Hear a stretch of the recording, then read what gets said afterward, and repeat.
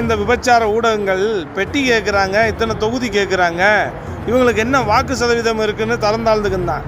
இன்றைக்கி உள்ளம் நாடி இல்லம் தேடி பிரச்சாரத்தில் கூட்டம், அமோக கூட்டம், மக்களுடைய வரவேற்பு அதெல்லாம் பார்த்துட்டு எப்படியாவது விமர்சிக்கணுமே அப்படின்றதுக்காண்டி இவங்க பென்ஷன் கேட்டுட்டாங்க, விஜயகாந்துக்கு இழுக்கு அப்படின்ட்டு. புண்டமைங்களா, வருடத்துக்கு 10 லட்சம் ரூபாய்க்கு மேலே நன்கொடை மட்டும் பெற்றோரை இழந்த பெண்கள், இந்த முதியோர் இல்லத்துக்கும், அநாத குழந்தைகளுக்கும், மாற்றுத்திறனாளிகளுக்கும், தமிழ் சங்கங்களுக்கும், சென்னையில் இயங்கக்கூடிய தமிழ் சங்கத்துக்கும், மழை வெள்ளத்துக்கும், புயலுக்கும் நிறைய நிதி உதவி அளிக்கக்கூடிய ஒரு கட்சி தேமுதிக.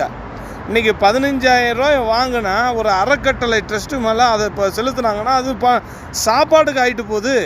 அதனால் 1 லட்சம் பேர், ஒரு 50,000 பேரோ யாரோ ஒரு ஆள் சாப்பிட்றாங்கல்ல. இன்றைக்கி கூட ஒரு 4 பேர் வந்து சாப்பிட்டுட்டு போகிற ஒரு விஜயகாந்த் நினைவிடத்தில்